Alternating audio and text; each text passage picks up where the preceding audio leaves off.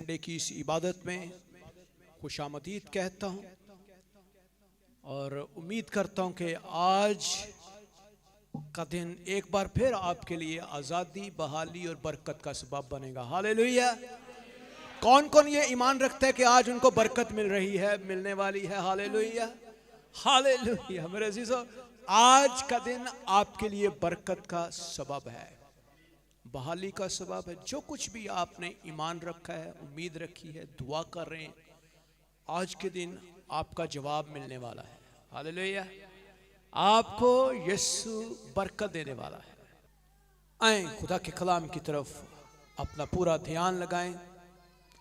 खुदा के कलाम में से बाइबल मुकद्दस खोलें, उसका चौथा बाब और उसकी पहली 13 आयत को हम बड़ी तफसीलन आज हम स्टडी करने वाले हैं कि खुदावंद यीशु मसीह जो हमारा मुनज्जी, नजात दहिंदा बनकर इस दुनिया में आया, जब वो इस दुनिया में आया तो किस तरह से अबलीस जो हमारा दुश्मन है, उसने उसको भी रोग लगाना चाहा, उसको भी उसने आजमाया, लेकिन खुदावंद यीशु मसीह का जो रद्द अमल है, जो उसका रिस्पॉन्स है अबलीस के खिलाफ, हम देखते हैं कि वो क्या है। लूका 4 बाब और उसकी पहली आयत से लेकर 13 आयत तक। फिर यीशु रूह कुद्दस से भरा हुआ यरदन से लौटा और 40 दिन तक रूह की हिदायत से बियाबान में फिरता रहा और अबलीस उसे आजमाता रहा। उन दिनों में उसने कुछ न खाया और जब वो दिन पूरे हो गए तो उसे भूख लगी और अबलीस ने उससे कहा कि अगर तू खुदा का बेटा है तो इस पत्थर से कह कि रोटी बन जाए। यीशु ने उसको जवाब दिया, लिखा है कि आदमी सिर्फ रोटी ही से जीता ना रहेगा। और अबलीस ने उसे ऊंचे पर ले जाकर दुनिया की सब सल्तनतें पल भर में दिखाईं और उससे कहा कि ये सारा इख्तियार और उनकी शान शौकत मैं तुझे दे दूंगा, क्योंकि ये मेरे सुपुर्द है और जिसको चाहता हूँ देता हूँ। बस अगर तुम मेरे आगे सजदा करे तो ये सब तेरा होगा। यीशु ने जवाब में उससे कहा, लिखा है कि तू खुदावंद अपने खुदा को सजदा कर और सिर्फ उसी की इबादत कर। और वो उसे यरूशलेम में ले गया और हैकल के कुंगरे पर खड़ा करके उससे कहा, अगर तू खुदा का बेटा है तो अपने तईन यहाँ से नीचे गिरा दे, क्योंकि लिखा है कि वो तेरी बाबत अपने फरिश्तों को हुक्म देगा कि तेरी हिफाजत करें और ये भी कि वो तुझे अपने हाथों पर उठा लेंगे, मुबादा तेरे पाँव को पत्थर से ठेस लगे। यीशु ने जवाब में उससे कहा, फरमाया गया है कि तू खुदावंद अपने खुदा की आजमाइश ना कर। जब अबलीस तमाम आजमाइशें कर चुका तो कुछ अरसा के लिए उससे जुदा हो गया। खुदा के कलाम के पढ़े, सुने और समझे जाने पर आप सब के लिए, हम सब के लिए बाइस बरकत हो, बरकत का सबब ठहरे। मेरे अजीजों, देखिए, जब इस दुनिया में खुदा ने बनी नौ इंसान को पैदा किया तो आदम और हवा को एक खूबसूरत बाग के अंदर रखा। हालेलुया। उस बाग का नाम क्या था जी? क्या नाम था? बाग अदन। और उस बाग के अंदर खुदा ने उन तमाम तर बरकतों को रखा जो उसकी जरूरत की थी, जो वो अपने दिल में ख्वाहिश कर सकता था। उस बाग के अंदर वो तमाम तर चीजें मौजूद थी, वो तमाम तर चीजें जो उसके दिल ने उसने सोची या उसके खाने पीने की तमाम जरूरियात उस बाग के अंदर मौजूद थी। और खुदा ने उस बाग के अंदर 2 दरख्त भी लगाए और एक जो दरख्त था उसका जो उसकी नेचर थी, उसकी खसलत ये थी कि उसका जो फल था, अगर कोई शख्स खाए या आदम और हवा में से कोई शख्स खाए तो वो नेक और बद की पहचान उसके अंदर आ सकती है। और दूसरा जो दरख्त था वो जिंदगी और हयात का दरख्त भी खुदा ने उसके अंदर लगाया। और खुदा ने आदम से कहा कि आय आदम, देख मैंने तुझे सारे बाग के तमाम दरख्तों का फल खाने के लिए कभी कुछ नहीं कहा, और ना ही मैं कहूंगा। मैंने तुझे बनाया ही इसलिए है कि तू बाग की हिफाजत करे, बाग में एंजॉय करे, और तेरे लिए हर चीज मैंने मुहैया कर दी है, लेकिन एक दरख्त का फल ना खाना, एक ना खाई, बाकी सब कुछ करें। और हमारी इंसानों की जो नेचर है वो कुछ इस तरह से बन जाती है कि हम जिस चीज के लिए मना किया जाए वही चीज करने की कोशिश करते हैं। ऐसे ही है। अगर हमें ये कहा जाए कि ये दरवाजा नहीं आपने खोलना, तो बच्चों के अंदर ये क्यूरियोसिटी होती, पता नहीं अंदर क्या है, भाई साहब क्यों कहते कि अंदर सारी रात नींद नहीं आनी था, सारी रात सी सोचते रहे क्यों, हालांकि उसमें कुछ नहीं है, लेकिन हमारे अंदर एक जुस्तजू रहती है, आजमाइश क्रिएट हो जाती है, और हम फरमाबरदारी और नाफरमानी के उस जो है ना वो कैटेगरी के अंदर आ जाते हैं। या तो हम फरमाबरदारी करें, तो फिर या हम नाफरमानी करके वो काम करें जिसके लिए मना किया गया है। अब हम देखते हैं कि आदम और हवा का सेम वही गुनाह जो उनकी अबदी मौत का सबब ठहरा, वही गुनाह, वही चीज सेम अबलीस जो है यीशु के साथ भी करता है। और आज इस दुनिया में खाने पीने की आजमाइश जो है ये इंसानों के लिए सबसे बड़ी आजमाइश है। खुराक इंसान की जरूरत है, लेकिन कुछ लोग जिंदा रहने के लिए खाते हैं और कुछ लोग खाने के लिए जिंदा रहते हैं। फर्क सिर्फ यह है, हम में से बहुत सारे खाने के लिए जिंदा रहते हैं, सानू खाना मिल जाए, लेकिन कुछ लोग ऐसे भी हैं जो सिर्फ जिंदा रहने के लिए खाते हैं। मेरे अजीजों, फर्क ये है। अब बाइबल मुकद्दस जो है हमें बयान करती है खुदावंद यीशु मसीह जो कि दूसरा आदम भी कहलाया और जिसका बाप खुदा था, जिसके नस्ब नामे के अंदर खुदा का जिक्र हमें मिलता है, उसकी पैदाइश जो है, उसका काम जो है, उसकी नेचर जो है, ये हमें दोहरी नेचर नजर आती है। वो एक कामिल इंसान होने के साथ साथ एक कामिल खुदा की भी खसलत रखता था। कामिल खुदा नामुमकिनात करता है, जहां बोता नहीं वहां से काटता है, जहां बखेरता नहीं वहां से जमा करता है, जहां कुछ है नहीं वहां पे मौजूद कर देता है, जो चीजें मौजूद नहीं उनको मौजूद कर देता है। यानी कि खुदावंद यीशु मसीह अपनी कुदरत से तमाम चीजें करने का इख्तियार रखते थे, और जब वो इस दुनिया में पैदा होता है, उसकी पैदाइश से लेकर उसकी मौत और उसके जी उठने तक की तमाम तर वाकयात को आप देख लें,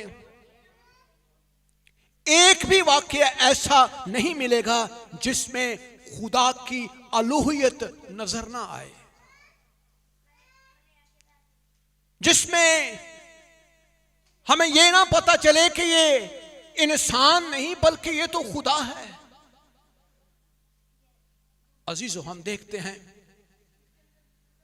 खुदावंद यीशु मसीह जो ही उन्होंने बपतिस्मा लिया, यूहन्ना के पास चले गए और यूहन्ना कहने लगा, आए खुदावंद, आए उस्ताद, आए रबी, मैं तो खुद तुझसे बपतिस्मा लेने का मोहताज हूं, तू मेरे पास क्यों आया है?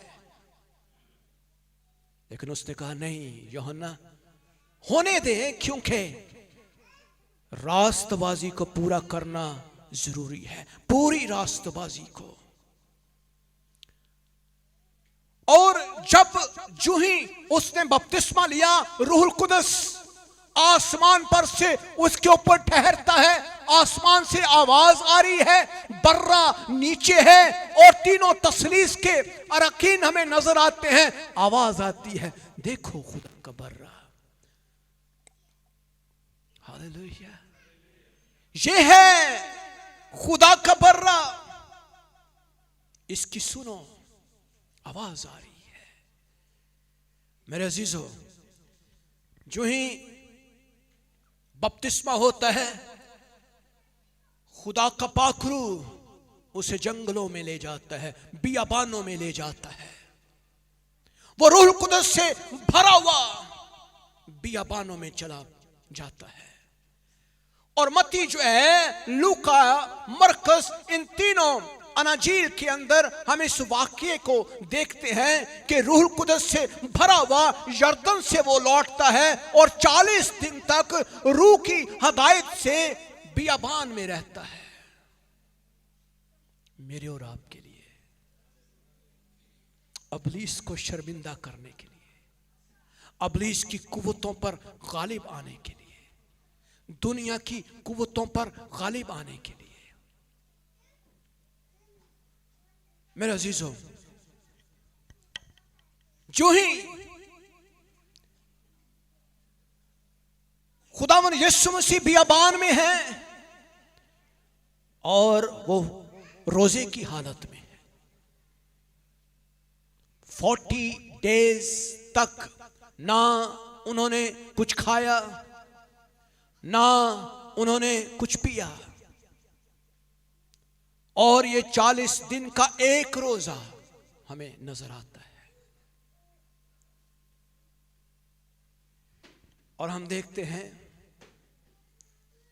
मत्ती की अंजील में, वहां लिखा है, उस वक्त रूह यीशु को जंगल में ले गया ताकि अबलीस से आजमाया जाए। 40 दिन और 40 रात वाक़ा करके आखिर को उसे भूख लगी है।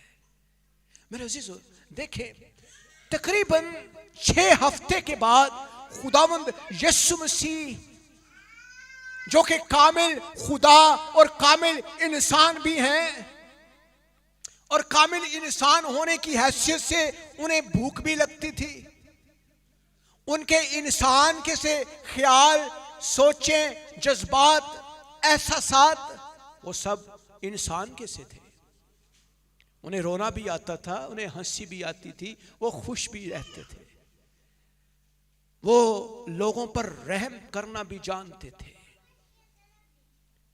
और हम देखते हैं कि 6 हफ्तों के बाद, ऑलमोस्ट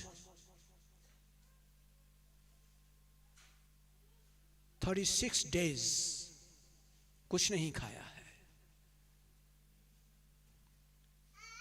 और 36 दिन तक अगर कुछ ना खाया जाए तो अगर आपके पास ये कुदरत और इख्तियार है कि आप पत्थरों से भी रोटी को पैदा कर सकते हैं, आपके पास ये इख्तियार है कि आपके पास पूरे फरिश्तों की पूरा कंट्रोल है, और आप ये कह सकते हैं, एक फरिश्ता आए और मुझे रोटी दे, लेकिन फरिश्ते आए हैं, उसको तकवीयत जरूर दे रहे हैं, रोटी नहीं दे रहे, उसको कुव्वत दे रहे हैं, पानी नहीं दे रहे, उसको मुहैया कर रहे हैं, लेकिन रूहानी कुव्वत दे रहे हैं, जिस्मानी तौर पे कुछ भी नहीं दे रहे। ते भुख नाल बुरा हाल है। और हम देखते हैं कि अबलीस जो है, उन 36 दिनों के अंदर हमें नजर नहीं आ रहा, यहां पे बाइबल में ये नहीं लिखा, लेकिन जब उसे बहुत ज्यादा भूख लग रही है, और वो बैठा हुआ है, कमजोर, दुआ कर रहे हैं। पत्थर सामने चिकने चिकने गोल गोल खूबसूरत रोटियों की तरह पड़े हुए हैं, ऐसे ही जैसे रोटी होती है। बनी इस्राएल जो है हमारी तरह की रोटी नहीं खाते थे, वो खमीरी रोटी खाते हैं और अभी भी वो खाते हैं, मोटी मोटी होती गोल गोल, तो वो पत्थरों की तरह लगती है। तो सामने जब पत्थर पड़े थे तो इब्लीस ने पास आकर वही बात की जो हवा के साथ की थी, क्योंकि आदम जो है वो फेल हो गया खुदा को जलाल देने में। तो हम देखते हैं कि जब आदम फेल हुआ थी, दूसरा आदम जो है ये भी इब्लीस के आगे खड़ा हुआ है और इब्लीस उसको कहता है, अगर तू खुदा का बेटा है, अगर तू खुदा का बेटा है, अगर तू खुदा का बेटा है तो फरमा ये पत्थर रोटियां बन जाए। क्या खुदावंद यीशु मसीह को पता नहीं था कि वो खुदा का बेटा है? मुझे बताएं, सवाल क्यों, ये सवाल क्यों किया गया? ताकि शक की स्पिरिट को, डाउट को इंसान के अंदर ये डाला जाए, ताकि इंसान के अंदर ये शक डाल दिया जाए कि क्या खुदा तेरे साथ है। आज भी इब्लीस ऐसे ही करता है। हम जब दुआ करते हैं कुछ नहीं मिलता तो हम कहते खुदा पता नहीं है कि नहीं। जब हमें वक्त पर कुछ नहीं मिलता तो हम कहते खुदावंद पता नहीं सानू मिलता है कि नहीं। कई दफा जब हम खुदा के हुजूर कुछ दे देते हैं तो हमें कुछ नहीं मिलता या हमारा कोई नुकसान हो जाए तो हम कहते खुदावंद असी ते पूरी दया यकी भी दे रहे हैं, फिर भी साड़ा नुकसान हो गया। और इब्लीस कहता है ओ खुदा कोई नहीं है, तुम एवं चर्चा च पैसे दे जाने, ओ एवं खुदा खुदा करता रहना। केड़ा खुदा? गोली खाते शिफा पा, डॉक्टर भरे ने उन्होंने पैसा देते, पूरी दुनिया ही इंज कर दी भी। केड़ा इब्लीस जो है वो हर रोज हमारे लिए एक सवालिया निशान खड़ा करता है और वो ये कहता है कि खुदा और उसका जलाल, उसकी कुदरत इस दुनिया में नहीं है। और यही खुदावंद यीशु मसीह के साथ भी हुआ और वो कहते हैं अगर तू खुदा का बेटा है, if you are the son of God, तो कह दे, फरमा दे। क्योंकि उन्होंने पता सी कि खुदा दा बेटा एक सैकंड नहीं लगना, रोटियां बन जानियां। कोई जड़ा 5000 नूं रोटियां खवा रहा तो ਉਹਦੇ ਲਈ किन्नियां को रोटियां आ सकदियां, ਉਹ मच्छियां भी आ जाएंगियां, मुर्गो मुसल्लम भी आ जाएंगे, कौरमे भी लग जाएंगे, लैन लग जाएगी खाने दी, एक चुटकी बजानी बस। क्या ख्याल है? खुदा यीशु मसीह के लिए ये करना मुश्किल नहीं था, नामुमकिन भी नहीं था, खुदा कर भी सकता था। खुदावन यीशु मसीह कर सकते थे और पत्थर रोटियां बन भी सकते थे। अगर पत्थर इंसान बन सकते थे तो रोटियां भी बन सकते हैं। अगर मिट्टी जानवरों को पैदा कर सकती थी तो वही कलमा खुदा जिसके फरमाने से पूरी दुनिया तख्लीक हो गई, वही कलमा खुदा मुजस्सम होकर यीशु की सूरत रोटी के मारे तरस रहा है मेरे और आपके लिए, मेरे अजीजों, ताकि हम इस दुनिया में रहते हुए उन तमाम तर मादी चीजों के पीछे ना भागे, बल्कि खुदा की कुदरत और उसके जलाल के और उसकी बादशाही की तलाश करते रहे। मेरे अजीजों, ये है खुदा। लेकिन कलाम के अंदर से उसने कहा हाँ खुदा का बेटा तो ये कर सकता है, लेकिन उसने जवाब में कहा आदमी सिर्फ रोटी से ना जीता रहेगा, बल्कि हर बात से जो खुदा के मुंह से निकलती है। कभी आपने ये तजर्बा किया है? मैंने एक दफा तजर्बा किया और मैं वाकई इस बात का जिंदा गवाह हूं कि इंसान वाकई रोटी से सिर्फ जीता नहीं रहता, बल्कि खुदा की कुदरत ही उसे जिंदा रखती है। आज भी खुदा वाहद कुदरत का मालिक जो हर इंसान को टाइम देता है। इस दुनिया में हर इंसान का एक वक्त है आसमान पर जाने का, और वो अपने अपने वक्त के ऊपर ही खुदा के पास वापस लौट जाता है। इसका मतलब यह है कि इंसान को ये जमीन जो है वो रोटी देती है तब तक जब तक उसका वक्त है, उसके बाद उसके लिए रोटी बंद हो जाती है। खुदावंद को पता था और खुदावंद ने कहा, हां इब्लीस तू सच कह रहा है, मैं कर सकता हूं, और तुझे भी पता है कि मैं खुदा का बेटा हूं, लेकिन जिस काम, जिस मिशन, जिस मकसद के लिए, जिस पर्पस के लिए खुदा ने मुझे भेजा है, इंसान कोई मखलसी के लिए, अगर आज मैं तेरी एक भी बात मान गया तो वो फेल हो जाएगा, वो फेल हो जाएगा। और हजारों सालों के बाद ये दोबारा से प्लान किया गया। मेरे अजीजों, इंसान को बनाया ही इसलिए गया कि खुदा की खूबियों को जाहिर करे। बनी इस्राइल का भी यही काम था, आदम और हवा का यही काम था, बढ़ो फलो, जमीन को मामूरो, महकूम करो, मैं तुम्हारे साथ हूं, दुनिया की सारी चीजों पर इख्तियार रखो, कुदरत तुम्हारे पास है, इख्तियार तुम्हारे पास है। लेकिन क्या होता है मेरे अजीजों, इंसान कमजोर था। औरत ने सांप से कहा, बाग के दरख्तों का फल तो हम खाते हैं, पर जो दरख्त बाग के बीच में है, सेंट्रल पोर्शन ऑफ दैट, बाग के अंदर, बीच के अंदर, उसके बाद बाबत खुदा ने कहा है ना खाना।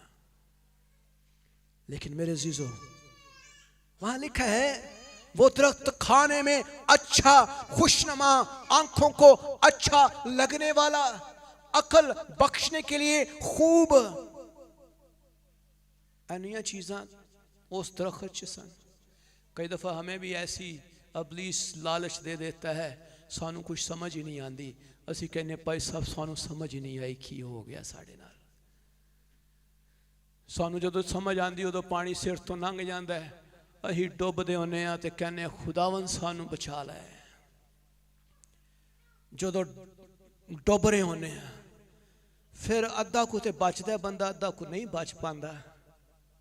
हुण काम ही ऐसे हो जाते हैं, क्यों जी? कई दफ़ा हम इस हद तक भी डूब जाते हैं तो उसमें कई दफ़ा सर्वाइवल जो है हमारा बड़ा मुश्किल हो जाता है। और कुछ लोग तो वापस नहीं आते हैं, कुछ लोग वापस आ जाते हैं, कुछ नहीं आते हैं। लेकिन मेरे अजीजों, इस खुशनुमा और अच्छे दरख्त के फल को गौर से देखें, ये अंदर से इब्लीस है। हालेलुया। और यीशु इस बात को समझता था, क्योंकि वो कलमा खुदा भी था, खुदा का इकलौता बेटा यीशु।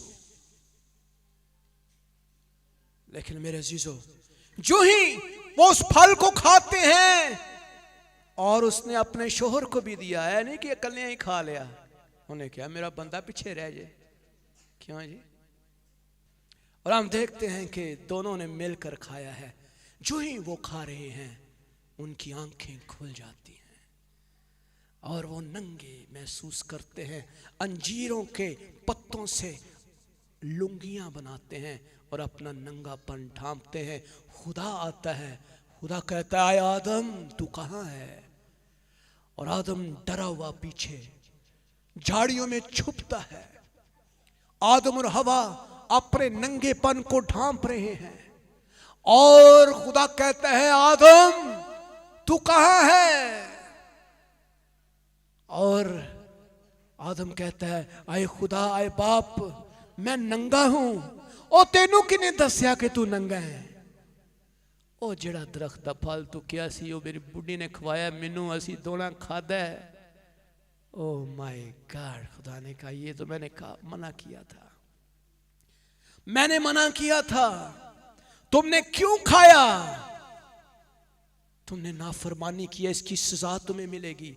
जाओ इस दरख्त में से, जो इस बाग के अंदर से निकल जाओ, मेरी हजूरी में से निकल जाओ। लेकिन मेरे अजीजों, अगर यीशु भी फेल हो जाता तो इस दुनिया का बचाने वाला कोई ना होता।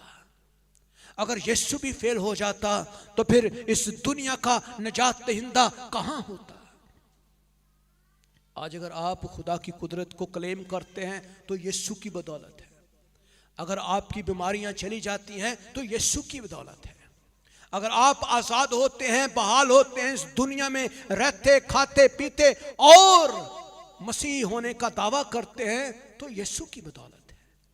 मेरे अजीजों, क्या हुआ? खुदा यीशु मसीह ने कहा, हाँ तू ठीक कह रहा है, मैं खुदा का बेटा तो हूं, लेकिन आदमी जो है वो सिर्फ रोटी से जीता नहीं रहता, बल्कि हर उस बात से, हर उस कलाम से जो खुदा के मुंह से निकलता है। मेरे अजीजों, आए इस बात पर गौर करें। जब हम खुदा के कलाम पर ईमान रखते हैं और आजमाइशें चाहे जैसी भी हो, आजमाइशें बहुत सारी, और आगे हम देखते हैं खुदा यीशु मसीह जब भूखे हैं तो कमजोरी के ऊपर हमेशा आजमाइश आ जाती है। जो ही हमें किसी चीज की जरूरत होती है आजमाइश आती है, ख्वाहिश के ऊपर आजमाइश आती है।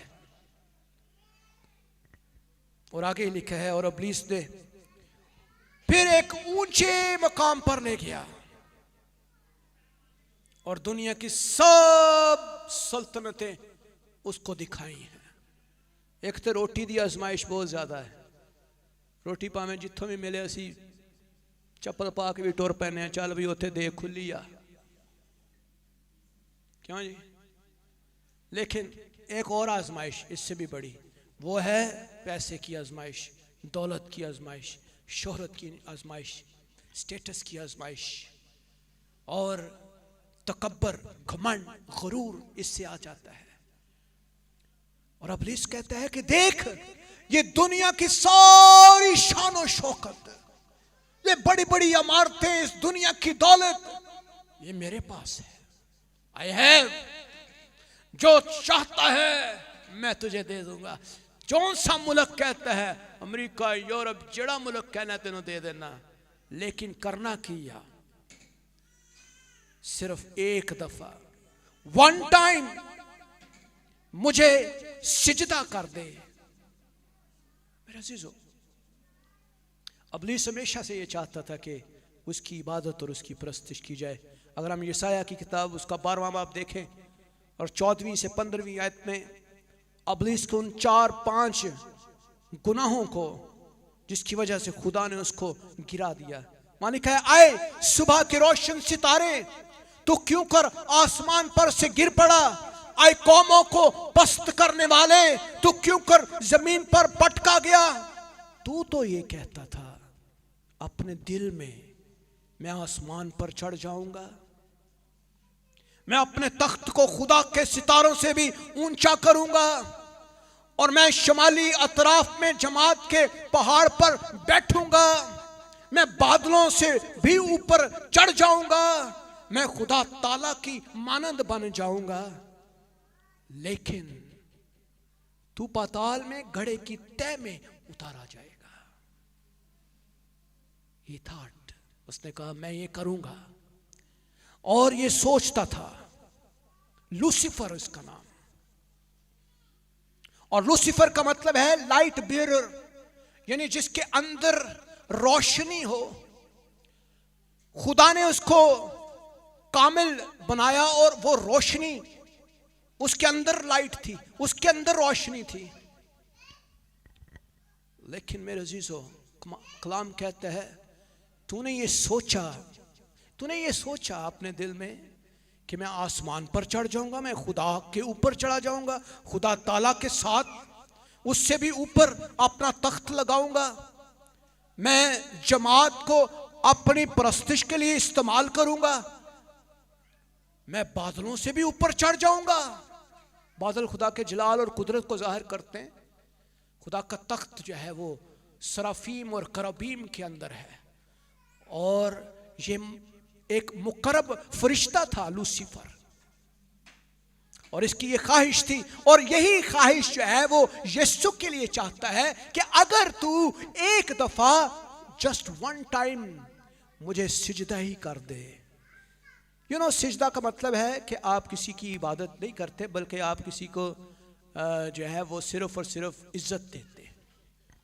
जैसे आप कहते हैं यार ये बाबा जो है ना एनू मैं सिर्फ इज्जत देना, इबादत तो असी चर्च ही करने, सिर्फ सही इज्जत देने। ए गड्डी जा रही है, गड्डी जाते जाते ए रुक के बाबा जी असी इज्जत देने बाबियां नू, इबादत तो असी चर्च ही करने। क्यों जी? तो जो गड्डी मोटरसाइकिल ए बाबे का दरबार है बाबा जी, उथे झुक के जाना है जनाब, असी इज्जत देने बाबियां नू। उथे सिर्फ यही कहते भी तू कर कोई अपने काम कर, लेकिन एक दफा सिर्फ मैनू भी सिजदा कर दे, मैं तेन बड़ी बरकत देंगा। क्यों? आज हमारे मसीही लोग जो है ना वो 2 कश्तियों के सवार हैं, और अक्सर का मुझे लोग पूछते हैं पैसा हमारे लिए दुआ करें, तो मैं उनको कहता हूँ यार मेरी बात सुने, आप ये चीज़ें छोड़ दें, एक तरफ हो जाओ, या यीशु वालते या फिर उधर बाबियां बूबियां हो जाओ। क्यों जी? अही दोनों चीज़ां पढ़ियां होंदियां, तो फिर दोनों के साथ फिर यही होता है कि फिर असी ना आगे दे ना पीछे दे। तो बाइबल क्या कहती है? अबलीस उसको खुदा में यीशु मसीह अगर एक दफा तू सिजदा कर ले मुझे, तो फिर ये सारी सल्तनतें, इख्तियार, शान और शौकत मैं तेनू ही दे देंगा, क्योंकि तू खुदा दा बेटा है। खुदा में यीशु मसीह ने कहा तू खुदामंद अपने खुदा को सिजदा कर और सिर्फ उसी की इबादत कर। हालेलुया। तो खुदावंद अपने खुदा को सिजदा कर। सिजदा करने का मतलब ये नहीं कि आप जाके सिर्फ माथे टेकें, ये नहीं है इसका मतलब। इसका मतलब यह है कि आप किसी खुदा की जो है वो रिस्पेक्ट करते हैं, किसी खुदा की इबादत करते हैं, चाहे वो किसी भी तरह से है, चाहे वो किसी मानों में है, किसी तरह से है। इसका मतलब ये है। तो खुदावन यीशु मसीह ने अबलीस को कहा नहीं, खुदा के कलाम में लिखा है खुदावंद अपने खुदा के अलावा किसी को सिजदा ना करना। अपने घरों में से बुतों को निकालें। हमने मंदिर बनाए हुए हैं, घरों में ही चीज़ों को रखा हुआ है। अबलीस उन चीज़ों के ज़रिए से हमारे घर में डिस्टर्बेंस पैदा करता है। हम फलां चीज़ों को लेकर आ जाते हैं, अगरबत्तियाँ जलाते हैं, हम बहुत सारे ऐसे काम करते हैं जिनको खुदा के कलाम के मुताबिक करना इंतहाई ख़तरनाक है। हम उन कामों में हाथ डालते हैं और फिर चीखें हमें साड़ियाँ ही होंगी हैं। मेरे अजीज़ों, खुदा नहीं चाहता कि आप ऐसा करें, क्योंकि यीशु मसीह इस आजमाइश पर भी गालिब आते हैं और फिर एक और आजमाइश आ जाती है और वो कहता है, वो उसे यरूशलेम में ले गया और हैकल के किंगरे पर खड़ा करके कहा, पूरी सेंट्रल पोर्शन पे उसे कहा, अगर तू खुदा का बेटा है तो अपने तई यहां से गिरा दे, क्योंकि लिखा है वो तेरी बाबत अपने फरिश्तों को हुक्म देगा कि तेरी हिफाजत करे। पेदा अफली सानू भी कहना ना कि पुठियां सीधियां चीज़ां कलाम दियां, हम उसके जलाल को भी रद्द कर देते, उसके नाम को रद्द करते हैं। कलाम में लिखा है उसको ना आजमाओ। कलाम क्या कहते हैं? हमें उसकी आजमाइश नहीं करनी। हम भी उसकी आजमाइश करते ही रहते हैं। अगर किसी ने कहा है कि भाई ये काम नहीं करना, तो हम कहते हैं नहीं करके दे थोड़ा या देखिए, हाँ एवं हल्का या करके देखने की होता है। क्यों जी? जरा बिजली नू हल्का जे फड़ के देखो, हाँ की ख्याल है भाई परवेज? एवं बिजली नू थोड़ा जे टच ही करिए तो बिजली नू जफी पा लिए, गल तो इको ही है, गल तो इको ही है। भावें उन्होंने तुम जब भी पा लो तो भावें उन्होंने हल्का जा टच कर लो, झटका तुहानू उन्ना ही लगना है जिन्ना टच करन नाले। ते गुनाह जिहड़ा है वो भावें उन्होंने हल्का जा खा लो तो भावें सारा ही खांदे जाओ, काम उन्ना ही है। क्या ख्याल है? तो अब खुदावंद यीशु मसीह जो है वो हैकल के किंगरे पे खड़े हैं और इब्लीस एक बार फिर आजमा रहा है। 40 दिन का फाका है, ना कुछ खाया है ना कुछ पिया है, और आजमाइशें हर रोज की है। कई दफा हम जब रोजा रखते थे हम इस हद तक आजमाए जाते हैं कि एक तो खाने की आजमाइश, सुबह सुबह नाश्ता सारे कर रहे हैं, सानू भुख लगी, असी कुछ खा नहीं सकते, रोजा रखा है। क्यों जी? तो दूजा काम जॉब वो भी करनी सारा दिन, घर में भी अगर हैं तो फिर हमें हर रोज की प्रॉब्लम। तो रोजा जो है वो हर रोज अगर रखें तो फिर आजमाइशें बहुत सारी हैं। अगर हम यहां देखते हैं कि वहां खुदावंद यीशु मसीह उसको जवाब देते हैं, और ये भी कि वो तुझे हाथों पर उठा लेंगे, मुबादा तेरे पांव को पत्थर से ठेस। यीशु जवाब में देते क्या कहते हैं कि तू खुदावंद अपने खुदा की आजमाइश ना कर, ना करें आजमाइश। जो कुछ कलाम में लिखा है उसको बड़े सादा अल्फाजों में कबूल कर ले। जो कुछ बाइबल में लिखा है उसकी बाल की खाल ना उतारे कि यार असी जरा डेप्थ च जाने आ, देखने आ दा मतलब की है, शायद सानू कोई चांस मिल जाए काम करन दा। लेकिन उत्थे चांस नहीं है। भाई शराब नहीं पीनी तो कलाम कहता नहीं पीनी यार, हुण असी लभदे फिरने कोई एक हवाला लभ जाए यार कि यार पी लईए, दिल ते करता पे। क्यों जी? बहुत सारी चीजें हैं जो हमारे लिए आजमाइश है, और यीशु की आजमाइश भी यही थी। और खुदावंद ने कहा कि तू खुदावंद अपने खुदा की आजमाइश।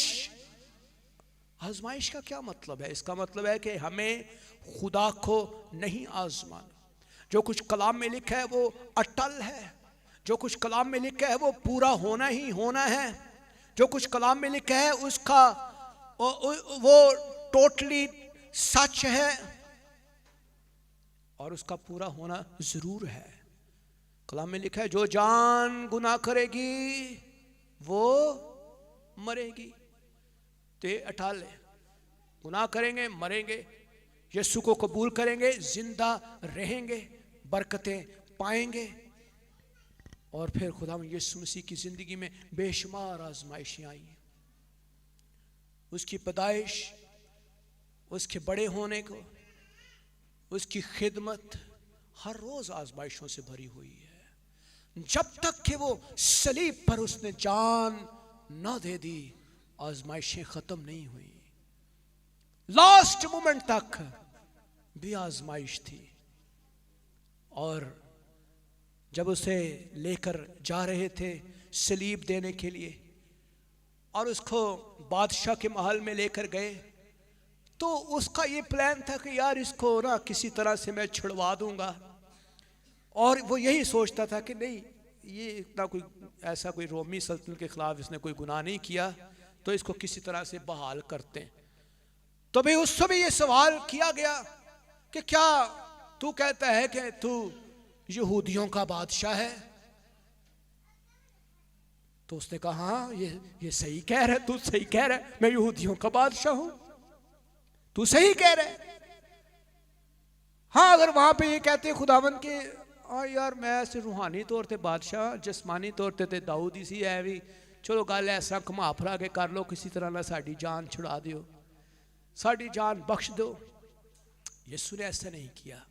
जो कुछ स्ट्रेट फॉरवर्ड था वो स्ट्रेट फॉरवर्ड था, और खुदावंद ने एंड तक, जान देने तक वो वफादार रहा।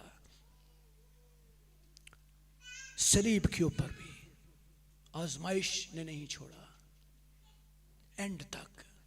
और लास्ट मोमेंट यीशु के साथ वो सलीबी कलमात थे जिसमें उसने हमारे लिए आज़ादी का प्लान कर दिया और एंड पे खुदावन ने कहा तमाम हुआ। Whatever I had, I have finished everything. जो कुछ मेरे मुझे सौंपा गया था मैंने मुकम्मल कर दिया है। मैंने सब चीजें मुकम्मल करके अपनी जान खुदा के हवाले कर दी है मेरे अजीजों। और वो फतहमंदी के साथ खुदा के पास लौट गया। मेरे अजीजों, आज भी आजमाइशें बहुत सारी है, दुख है, परेशानियां हैं। हम कई दफ़ा बीमार होते हैं, पैसे की कमी, कई दफ़ा इस दुनिया की तरह तरह की आजमाइशों में होते हैं। पैसे का लालच, शोहरत, खिदमत से दूरी, बाहर का लालच। कई नौजवानों को बाहर का लालच होता है, यही बाहर टुर जाइए, और वो इसी लालच में अपनी सारी ज़िंदगी बर्बाद कर लेते हैं।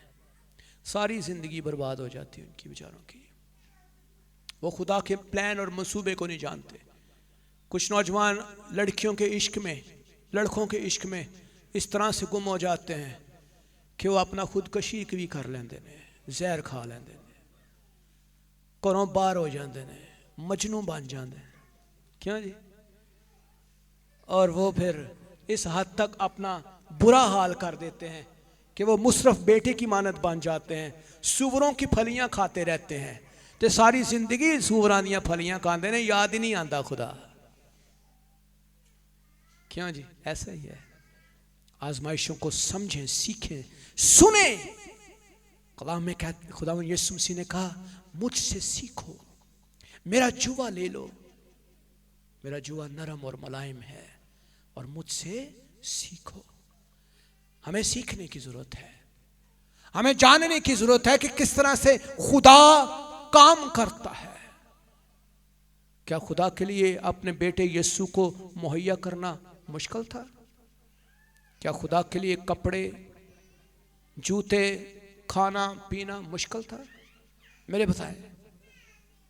खुदा यीशु मसीह का घर पूछते हैं कि भाई तेरा ठिकाना किथे है, तेन तू किथे मिलेगा? खुदा ने क्या, देख मेरी गल सुन, ए चिड़ियां परिंदियां दे भी घर ने, घोंसले ने, लेकिन इब्ने आदम दा कोई ठिकाना नहीं यार। मेरी ते घर भी कोई नहीं मेरे को। और भाई मेरे को ते घर भी नहीं हैगा। मैं कभी अज इत्थे रात दे ओ अगली रात मैं किसी बियाबान च सुता होना है।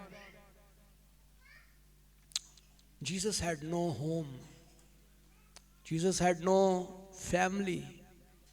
उसके बाद फैमिली नहीं थी। आज हम बाल बच्चों के साथ बड़े खुश रहते हैं, लेकिन आपके और हमारे मुनजी खुदावन यीशु मसीह के पास कोई बीवी नहीं थी, ना ही उसने बच्चे पैदा किए, ना ही उसकी कोई औलाद थी। वो तो जिस मकसद के लिए आए उन्होंने अपने मकसद में कामयाबी हासिल की। हालेलुया। आए अपने दिलों को खुदावंद के लिए खोल दे। मेरे अजीजों, रोज़ों के अयाम हैं। इन अयाम में आपका काम है कि अपने आप को और ज़्यादा तैयार करें। देखें आपके अंदर कोई गुनाह है, बुरी आदत है, मुश्किल है, परेशानी है, कोई गुनाह आपको घेरे हुए है, तौबा करना शुरू करें। देखें ये महीना मुकद्दस महीना है।